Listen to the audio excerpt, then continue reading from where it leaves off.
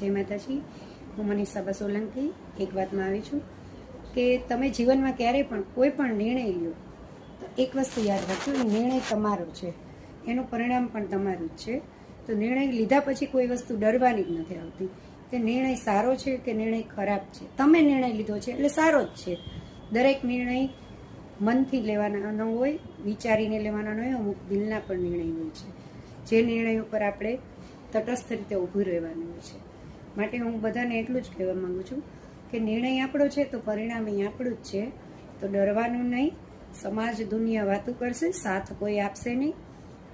અને દરેક નિર્ણય આપણા હોતા પણ નથી. અમુક નિર્ણય આપણી પરિસ્થિતિના હોય છે, પરિસ્થિતિના આધીન આપણે નિર્ણય લીધા હોય છે, જેમાં ક્યાંક આપણે સ્વાર્થનો ખૂણામાં ક્યાંક આપણો સ્વાર્થ પણ હોય છે અને ક્યાંક આપણી પરિસ્થિતિ પણ હોય છે, ક્યાંક આપણી મજબૂરી પણ હોય છે. એટલે કોઈ બી નિર્ણય લીધા પછી ક્યારેય ડરવાનું આવતું નથી.